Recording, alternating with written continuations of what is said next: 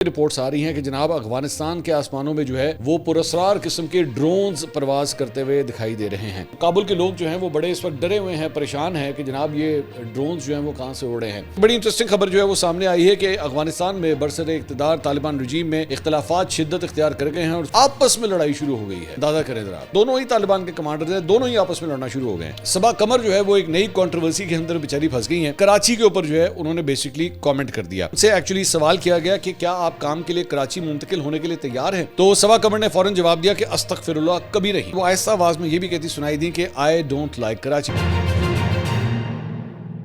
السلام علیکم ناظرین، میں ہوں منصور علی خان، اپنے ڈیل چینل کے اوپر آپ کو خوش آمدید کہیں گے۔ پچھلے 12 گھنٹے کی اہم ترین خبروں اور تبصروں اور تجزیوں کے ساتھ ایک دفعہ پھر جناب حاضر ہیں۔ بڑی خبریں ہیں جو آپ کے ساتھ شیئر کرنی ہیں، خاص طور پہ پاکستان افغانستان کے حوالے سے بڑی انٹرسٹنگ خبریں، دو بڑی انٹرسٹنگ خبریں جو ہیں وہ افغانستان سے آئی ہیں۔ ابھی تھوڑی دیر میں وہ آپ کے ساتھ شیئر کریں گے، اور سیاسی صورتحال کے حوالے سے بھی آج عمران خان صاحب سے ملاقات کا ایک اور دن ہے۔ اس مرتبہ کیا وزیر اعلیٰ خیبر پختونخوا کی ملاقات ہوگی یا نہیں، کچھ اس کے بارے میں بھی بات کریں گے۔ لیکن سب سے پہلے جو خبر ہے وہ بلوچستان سے ہے، جس کے علاقے ڈیرہ مراد جمالی میں قومی شاہراہ کے اوپر جو ہے موبائل پولیس کے اوپر دستی بم سے حملہ کیا گیا ہے، جس میں 2 پولیس اہلکار سمیت 13 افراد جو ہے وہ زخمی ہوئے ہیں۔ حملے کے فوری بعد پولیس اور قانون نافذ کرنے والے اداروں نے علاقے کو گھیرے میں لے لیا اور شواہد اکٹھے کرنے کا سلسلہ شروع کیا گیا، جبکہ علاقے میں سیکیورٹی جو ہے وہ مزید سخت کر دی گئی ہے۔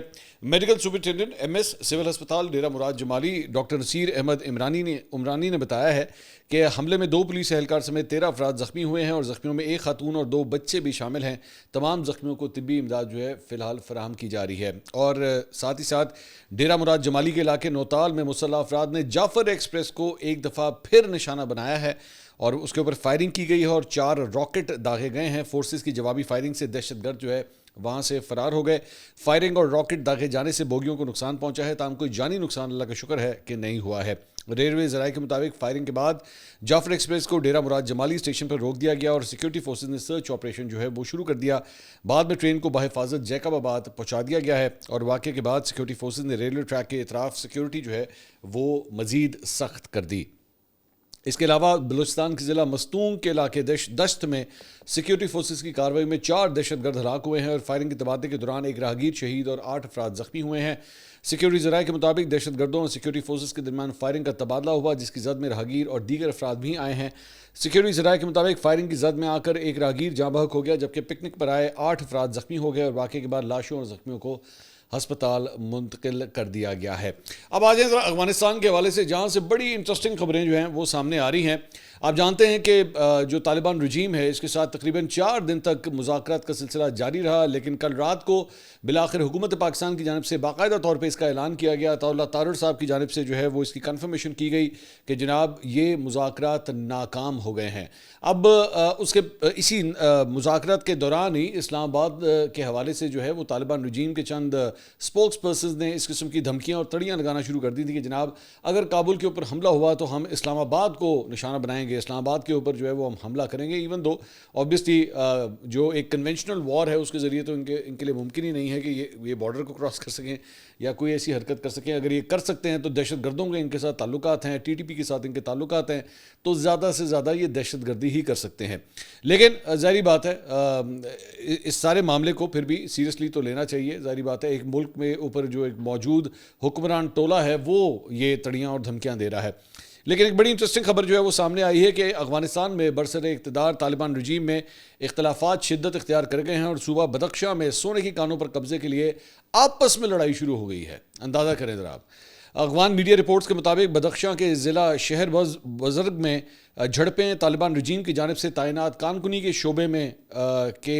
شعبے کے سابق سربراہ عبدالرحمان عمار اور نئے تعینات ہونے والے سربراہ شفیع اللہ حافظی کے گروپوں کے درمیان جو ہے یہ تنازع شروع ہو گیا ہے، اور بدخشاں میں دونوں بااثر طالبان کمانڈرز جو ہیں وہ سمجھے جاتے ہیں، دونوں ہی طالبان کے کمانڈرز ہیں، دونوں ہی آپس میں لڑنا شروع ہو گئے ہیں، اور وجہ کیا ہے؟ سونے کے پیچھے لڑ رہے ہیں۔ رپورٹ میں کہا گیا ہے کہ افغان رجیم میں مسلح افواج کے سربراہ فصیح الدین فطرت کی تنازع ختم کرنے اور فریقین کے درمیان مذاکرات کی کوششیں ناکام ہو گئی ہیں، اور رپورٹس کے مطابق جھڑپوں میں کئی طالبان جنگجو مارے گئے ہیں، اور سابق طالبان کمانڈر عبدالرحمان عمار نے ساتھیوں کے ہمراہ پہاڑوں پر مورچے سنبھال لیے ہیں۔ اور جبکہ طالبان نے مرکز سے مزید فوجی دستے بدخشاں بھیج دیے ہیں تاکہ باغی کمانڈر کو گرفتار کیا جا سکے۔ بعد میں افغان میڈیا رپورٹس میں کہا گیا ہے کہ افغان طالبان کے سپریم لیڈر ملا ہیبت اللہ نے باغی کمانڈر عبد الرحمان عوار کو گرفتار کر کے قندھار لانے کا حکم دے دیا ہے، تاہم اب تک افغان فورسز انہیں پکڑنے میں ناکام ہیں۔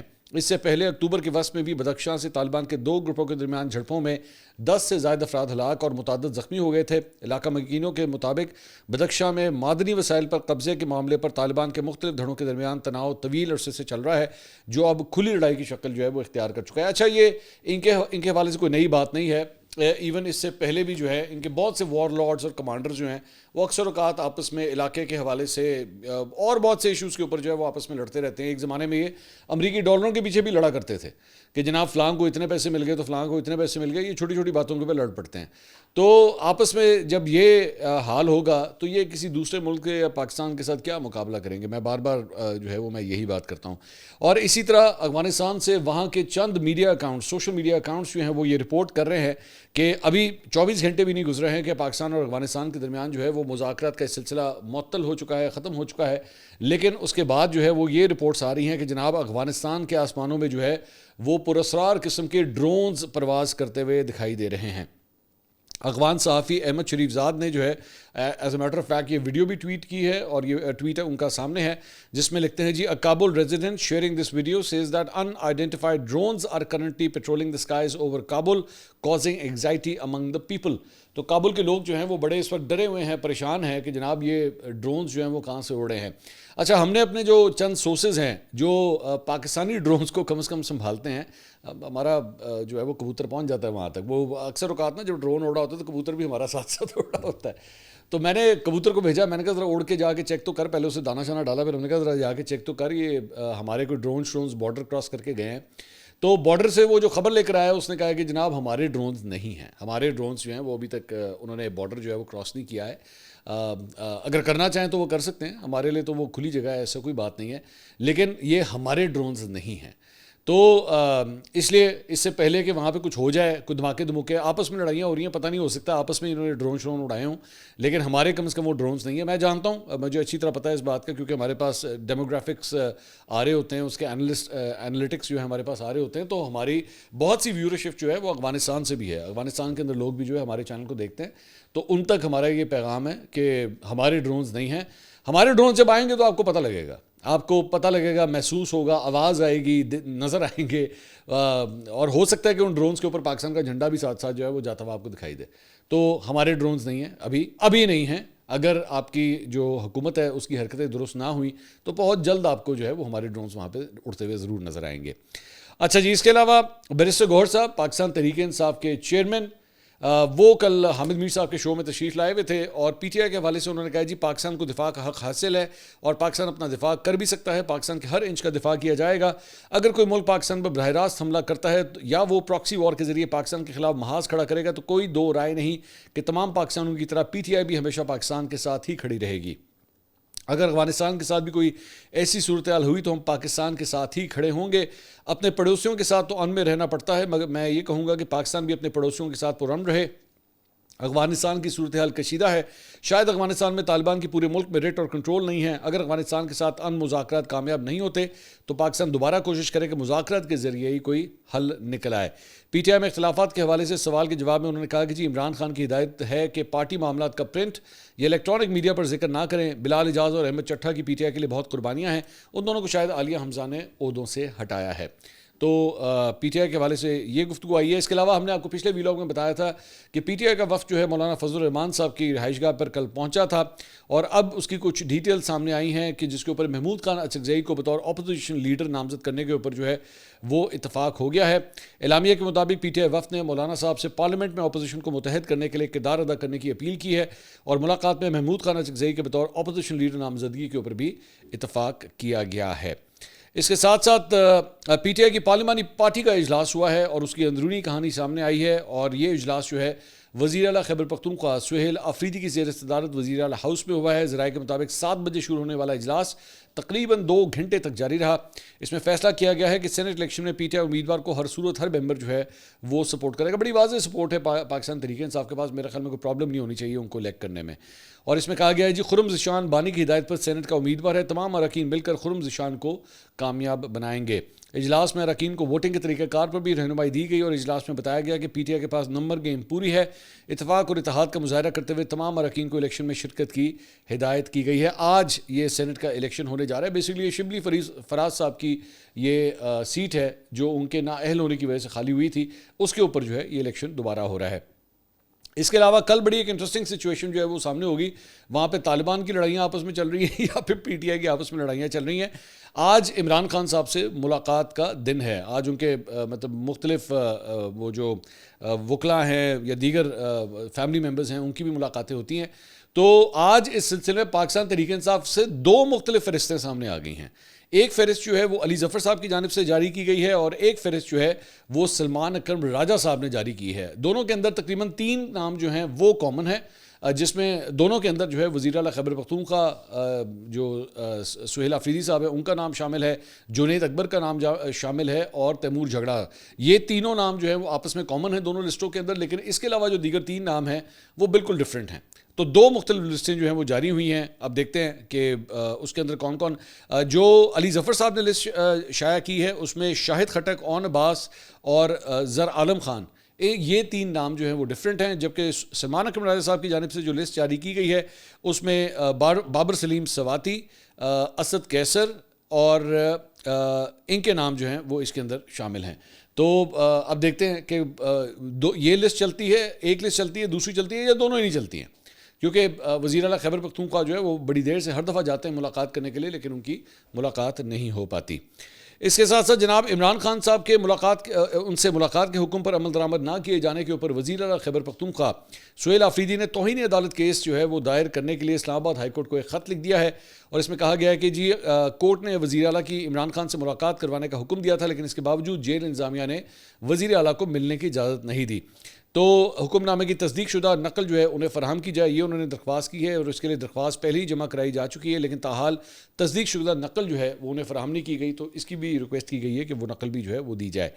اس کے علاوہ رانا ثناء اللہ صاحب بھی کل حامد میر صاحب کے شو میں آئے ہوئے تھے. اس میں انہوں نے کہا ہے جی وزیر اعلیٰ خیبر پختونخوا سہیل آفریدی اپنا لہجہ اور الفاظ درست کر لیں تو شاید مشکلات حل ہو جائیں. سہیل آفریدی نے ہائی کورٹ میں درخواست دی تو عدالت نے ان کی ملاقات میں آرڈر ہی نہیں کیے. عدالت نے ایسا کوئی حکم نہیں دیا کہ سی ایم سہیل آفریدی کی عمران خان سے ملاقات کرائی جائے. پی ٹی آئی دور میں 6 ماہ جیل میں رہا, وکیل اور اہل خانہ کے سوا کسی کی شکل نہیں دیکھی. وفاقی حکومت میں گورنر راج سے متعلق کوئی معاملہ زیر غور نہیں. آپ کو عمران خان سے مشاورت کرنی ہے تو کر لیں, عشق کے لیڈر اور اتنی لمبی تقریر کی کیا ضرورت ہے. اڈیالہ والے صاحب کو وزیر اعظم کی مساق جمہوریت کی پیشکش پر مثبت رد عمل کا اظہار کرنا چاہیے. افغانستان کی تسلی اور تشفی کرا دی جائے گی. تسلی اور تشفی ایک بار ہو چکی, 1-2 بار پھر ہوگی تو مذاکرات کامیاب ہو جائیں گے. اس کے علاوہ پی ٹی آئی کے رہنما بیرسٹر محمد علی سیف نے مریم نواز کے اوپر جو ہے وہ خیبر پختونخوا کا منصوبہ کاپی کرنے کا الزام لگایا ہے. انہوں نے کہا جی مریم نواز نے ائمہ مساجد کے لیے وظیفہ مقرر کر کے کے پی حکومت کا ایک اور منصوبہ کاپی پیسٹ کیا ہے. پنجاب میں منصوبہ کمیشن کی بنیاد پر شروع ہوتے ہیں اور وہیں ختم ہو جاتے ہیں. محمد سیف نے کہا کہ جی مریم نواز پنجاب میں صحت کارڈ کی سہولت فراہم کریں, معاونت کے لیے تیار ہیں. اس کے اوپر عظمہ بخاری صاحبہ نے جو ہے وہ جوابی رد عمل دیا. انہوں نے کہا جی نواز شریف کے ہیلتھ کارڈ پر اپنی مہر لگوانے والے ہمیں کس منہ سے کاپی پیسٹ کے تانے دے رہے ہیں. انہوں نے کہا کہ خیبر پختونخوا میں نئی کابینہ کے لیے ابھی سے بولیاں لگ رہی ہیں. اچھی وزارتوں کے لیے 1 ارب سے 70 کروڑ تک کا ریٹ طے ہو رہا ہے. جو لوگ پیسے دے کر وزیر بنیں گے وہ کرپشن کیوں نہیں کریں گے. خیبر پختونخوا میں ترقیاتی منصوبے کے بعد میں شروع ہوتے ہیں, پہلے حصے بانٹنے کی بولیاں لگتی ہیں. 40 ارب روپے کا کوہستان کرپشن سکینڈل اس کی بڑی مثال ہے. مریم نواز نے 1 سال میں 80 منصوبے شروع کیے. پنجاب میں 50 سے زیادہ منصوبے مریم نواز کی حکومت مکمل کر چکی ہے. مریم نواز کے کسی ایک بھی منصوبے پر کوئی انگلی نہیں اٹھا سکتا. پنجاب میں تمام کام میرٹ اور شفافیت کی بنیاد پر ہو رہے ہیں. اس کے علاوہ جناب آزاد کشمیر میں ان ہاؤس تبدیلی کا معاملہ, پیپلز پارٹی نے وزیر اعظم کے لیے اپنا نام جو ہے وہ اب فائنل کر لیا ہے اور چودھری یاسین کے نام کے اوپر جو ہے وہ فائنل ٹک مارک جو ہے وہ لگا ہے. اور ان کا نام جو ہے بلاول بھٹو کے ساتھ اجلاس کے اندر جو ہے وہ اناؤنس کیا گیا ہے. پیپلز پارٹی آزاد کشمیر کی قیادت اجلاس میں موجود تھی. پیپلز پارٹی میں وزارت عظمیٰ کے لیے 4 ناموں پر غور ہو رہا تھا: چودھری یاسین، لطیف اکبر، فیصل ممتاز راٹھور اور سردار یعقوب خان. تو اینڈ میں چودھری یاسین صاحب کا نام جو ہے وہ ان کی جانب سے فائنل ہوا ہے. اب ایکسپیکٹ کیا جا رہا ہے کہ اگلے 24 گھنٹے کے اندر جو ہے وہ آزاد کشمیر اسمبلی کے اندر تحریک عدم اعتماد جو ہے وہ پیش کر دی جائے گی. اس کے علاوہ سوشل میڈیا کے اوپر جناب ایک عجیب قسم کی جو ہے وہ بحث کا سلسلہ شروع ہو چکا ہے، اور اس کی وجہ ہے جناب پاکستانی ایکٹریس صبا قمر، جن کا آج کل ایک بڑا مشہور ڈرامہ جو ہے کیس نمبر 9 جو ہمارے دوست شاہزیب خانزادہ نے لکھا ہے. Actually I am watching it's a very good show. تو صبا قمر جو ہے وہ ایک نئی کنٹروورسی کے اندر بیچاری پھنس گئی ہیں. انہوں نے بیسکلی ایک ٹیلی ویژن چینل کے کو ایک پوڈ کاسٹ میں وہ بیٹھی ہوئی تھی، اور اس دوران کراچی کے اوپر جو ہے انہوں نے بیسکلی کامنٹ کر دیا. بیسکلی ہوا کیا، انہوں نے کہا کہ جی ان سے ایکچولی سوال کیا گیا کہ کیا آپ کام کے لیے کراچی منتقل ہونے کے لیے تیار ہیں؟ تو صبا قمر نے فوراً جواب دیا کہ استغفر اللہ، کبھی نہیں. صبا قمر نے کہا کہ انہیں لاہور اور اسلام آباد میں رہنا زیادہ پسند ہے، کیونکہ وہ اپارٹمنٹس کے بجائے گھروں میں رہنا پسند کرتی ہیں. انہیں کھلی فضا اور لان وغیرہ زیادہ پسند ہیں. بعد میں انہوں نے کہا کہ خیر انسان کبھی نہیں جانتا کہ مستقبل میں کیا ہو، لیکن میں کراچی صرف کام کے لیے جاتی ہوں، اپنا کام مکمل کرتی ہوں اور واپس آ جاتی ہوں. مجھے لاہور اور اسلام آباد پسند ہے، اگر کوئی کراچی میں مجھے گھر لے کر دے تو ٹھیک ہے، حالانکہ میں نے وہاں اپنا ایک گھر بنا بھی لیا ہے. پوڈ کاسٹ کے دوران وہ آہستہ آواز میں یہ بھی کہتی سنائی دی کہ آئی ڈونٹ لائک کراچی، مجھے کراچی نہیں پسند. تو ایک اور موقع پر صبا قمر نے کہا کہ تمام پروجیکٹس جو کراچی میں شوٹ ہو رہے ہیں انہیں اسلام آباد منتقل کر دینا چاہیے. تو اس کے بعد جو ہے وہ ہمارے یہاں جو ٹپکل ایک لڑائی ہوتی ہے کراچی لاہور کی، وہ لڑائی سٹارٹ ہو گئی. اچھا، وہ صرف یہ لڑائی نہیں سٹارٹ ہوئی، بلکہ یہاں پہ وہ پیپلز پارٹی اور نون لیگ والی جو لڑائی چل رہی تھی نا پچھلے چند ہفتوں سے سوشل میڈیا کے اوپر، یہ وہ والی لڑائی بھی شروع ہو گئی کہ جناب وہ دیکھیں صبا قمر نے بتا دیا کہ کراچی جو ہے وہ رہنے کے لائق نہیں ہے، اور وہ لاہور یا اسلام آباد کو وہ پریفر کرتی ہیں. اور دیکھ لیجئے یہ فرق ہے ترقیاتی منصوبوں کا کہ لاہور جو ہے وہ کتنا ایڈوانس ہے کراچی سے، کہ صبا قمر بھی کہہ رہی ہے میں کراچی نہیں رہنا. اور آپ جانتے ہیں کراچی لاہور کی ایک فوڈ کی جو لڑائی ہے وہ تو چلتی جا رہی ہے کہ جناب کہاں کے کھانے اچھے ہیں، یہ سارا کچھ ہے. میرا اس پہ ایک پرسپیکٹیو ہے by coming from some one جس کی جمپل لاہور کی ہے، لیکن وہ 8 سال کراچی کے اندر بھی رہا ہے. مطلب میں 8 سال بما اپنی فیملی کے اپنے جاب کی وجہ سے میں نے 8 سال کراچی میں گزارا. 8 سال بڑا ٹائم ہوتا ہے کسی بھی شہر کو یا وہاں کے لوگوں کو اسیس کرنے کے حوالے سے. تو صبا قمر، مجھے حیرانگی اس بات کے اوپر ہو رہی تھی کہ بھائی آپ کیوں مطلب اس کے اوپر اتنی تنقید کر رہے ہیں، صبا قمر کے اوپر کس بات کی تنقید کر رہے ہیں؟ یو ہیو ایوری رائٹ، آپ کا رائٹ ہے نا. مطلب میں کئی ایسے لوگوں کو جانتا ہوں جو ہمارے پنجاب میں گاؤں دیہات سے آتے ہیں، بڑے بیکورڈ ایریا سے آتے ہیں، وہ کہتے ہیں سانوں اپنا گراں پسند ہے، سانوں اپنا گراں پسند ہے، سانوں شہر نہیں پسند، ہمیں لاہور نہیں پسند. وہ کہتے ہیں یار ہمیں گاؤں کی وہ خوشبو، گاؤں کی کھلی فضا، بڑے بڑے گھر. وہ کہتے ہیں وہ جتنے ہم لوگوں کا مذاق اڑاتے ہیں شہر کے لوگوں کا، وہ کہتے ہیں جتنے گھر آپ لوگوں نے شہر میں رکھے ہوئے ہیں نا، اتنے گھروں میں تو مجھے باندھتے ہیں اپنی. وہ ہمارے بارے میں اس طرح کی بات بھی کرتے ہیں. تو یہ میرے خیال میں ہر ایک کی چوائس ہے بھائی، ہر ایک کو پسند ہے نہیں ہے. اور ہاں دوسری بات یہ کہ ہر شخص کو اپنا شہر پسند ہوتا ہے، یہ تو ہے نا، وہ آپ کا گھر ہوتا ہے، آپ کی جمپل وہاں کی ہے. اب میں جس طرح آپ کو بتا رہا تھا میرے 8 سال جو ہے وہ میں کراچی میں رہا. اب یہ وہ جو 8 سال کا وہ جو ٹائم پیریڈ تھا نا، اس وقت میرے بچے بہت چھوٹے چھوٹے تھے، وہ اس وقت اسکول میں پڑھتے تھے. تو وہ ان کا بچپنا سارا کراچی میں گزرا ہے. ایون دو وہ پیدا لاہور میں ہوئے تھے لیکن بہت چھوٹے تھے جب کراچی چلے گئے. تو انہوں نے اپنا جو ہوش سنبھالا نا وہ کراچی کے اندر سنبھالا. ان کی کراچی سے ایک عجیب افیلیشن ہے، وہ کہتے ہیں جی ہمیں کراچی بہت پسند ہے کیونکہ ہم نے اپنا چائلڈہڈ وہاں پہ گزارا ہے. تو یہ میرے خیال میں ہر ایک کی اپنی مرضی ہوتی ہے، اس کو جسے کہتے ہیں نا وہ اپنا گھر اپنا ہی ہوتا ہے. اچھا آپ کا فوراً چھوٹی سی اگزامپل میں دیتا ہوں، وہ بات لمبی ہوگی کیونکہ میرے بھی دل کو لگتی ہے یہ بات. وہ آپ 5 اسٹار ہوٹلز میں چلے جائیں، اعلیٰ سے اعلیٰ ہوٹل میں چلے جائیں، لیکن جو سکون کی نیند آپ کو اپنے کمرے کے بستر کے اوپر آتی ہے نا، اس کی بات ہی اور ہے. چاہے اس میں اے سی لگا ہو نہ لگا ہو، وہ بالکل ایک پتلا سا میٹرس ہو، وہ سب کچھ ہو، لیکن وہ آپ کا بیڈ ہوتا ہے، وہ آپ کی جگہ ہوتی ہے. آپ کہتے ہیں یار جو نیند مجھے یہاں آتی ہے نا پرسکون، وہ مجھے کہیں بھی نہیں آتی. تو اسی طرح شہروں کا بھی یہی ہوتا ہے، آپ کے اپنے آس پاس کے لوگ، دوست، رشتہ دار، کہاں جانا ہے کہاں نہیں جانا، آپ کو ایک ایک جگہ کا پتہ ہوتا ہے. آپ اپنے علاقے کے بادشاہ ہوتے ہیں، ہر بندہ اپنے علاقے کا بادشاہ ہوتا ہے. کہتے ہیں وہ جنگل کے اندر شیر جو ہے وہ بادشاہ ہوتا ہے، لیکن وہی شیر جب آپ اس کو چڑیا گھر میں لا کے پنجرے میں بند کر دیتے ہیں تو اس کی ویلیو ہی ختم ہو جاتی ہے. تو شیر بھی وہیں پہ بند ہوتا ہے تو ہرن بھی وہیں پہ بند ہوتا ہے، دونوں کی ویلیو ایک جیسی ہو جاتی ہے. سو اس لیے میرے خیال میں اس ڈبیٹ میں نہیں پڑنا چاہیے, اور دوسرے کی کوئی بھی چوائس ہو اس کی رسپیکٹ کرنی چاہیے. میرے کئی ایسے دوست ہیں وہ بڑے چھوٹے چھوٹے شہروں سے تعلق رکھتے ہیں, پنجاب کے چھوٹے شہروں سے تعلق رکھتے ہیں, ان کو وہ پسند ہے. وہ کہتے ہیں نہیں, ہمیں لاہور کی ہسلنگ بسلنگ لائف پسند ہی نہیں ہے, یہاں پی پی پاپا, اور اس کے بعد اسموگ کی وجہ سے تو اور آج کل لاہور جو ہے وہ کافی بدنام ہوا ہوا ہے.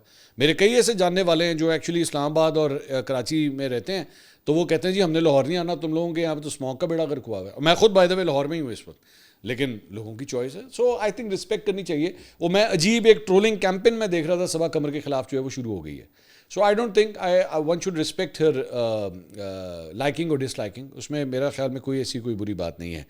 اور ایک اور خبر وہ یہ ہے, آپ کو یاد ہوگا شیوانگی سنگھ, یہ جب پاکستان اور بھارت کی جب لڑائی ہو رہی تھی تو ایک یہ شیوانگی سنگھ جو ہے وہ اس کے حوالے سے بڑا ایک کنٹروورسی شروع ہو گئی تھی کہ جناب یہ انڈین پائلٹ ہے اور یہ کدھر گئی ہے, اور شاید یہ پاکستان کے جو ہے وہ تحویل میں ہے, یا شاید یہ کوئی جہاز گرا ہے اور پاکستان کے پاس یہ سب کچھ ہے. اور میں نے بہت سے مطلب لونڈے لپاڑوں کو نا یہ حرکت, لونڈے لپاڑے کیا اچھے خاصے سیزن جرنلسٹ کو میں نے ایکچولی اس کے اوپر ویلاگس اس وقت کرتے ہوئے دیکھا تھا. تو مجھ سے بہت سے لوگوں نے اس وقت سوال کیے تھے, اور میں نے بہت سے لوگوں کو اس وقت یہ جواب دیا تھا کہ بھائی ایسا کچھ نہیں ہے, کوئی انڈین پائلٹ جو ہے وہ پاکستان کی تحویل میں نہیں ہے. یہ شیوانگی وغیرہ یہ جو خاتون کے بارے میں جس کی بات ہو رہی ہے, ایسا کچھ نہیں ہے.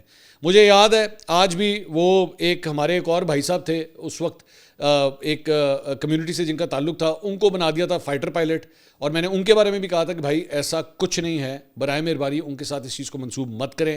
ان کے بارے میں پتہ نہیں کیا کیا آ گیا جناب, وہ جہاز لے کے بڑھ گیا تو اے والی ایئر بیس بھی اڑاتی تھے, او والی ایئر بیس بھی اڑاتی تھے, اے والے جہاز بھی اڑا دیے. اور ویڈیوز کون سی لگ رہی ہیں, وہ جو پلے اسٹیشن کی ویڈیو گیمز کی ویڈیوز ہوتی ہیں نا, جس میں جہاز انجن جا رہا ہوتا ہے, وہ ویڈیوز لگا کے کہ جناب یہ دیکھیں یہ ہے وہ پائلٹ. تو ان کے بارے میں ہم نے آپ کو اسی وقت ہم نے بتایا تھا کہ جناب وہ کارگو پلین کے پائلٹ ہیں, وہ فائٹر اڑاتے ہی نہیں ہیں. اور پھر پتہ لگ گیا جب 6 ستمبر کو جو ہے وہ جب تمام وہ جو دیے گئے تھے تمغے وغیرہ دیے گئے تھے, تو اسی کے اوپر جو ہے وہ پتہ لگ گیا تھا کہ کون کون سے وہ پائلٹ تھے, تو اس میں ان کا نام نہیں تھا.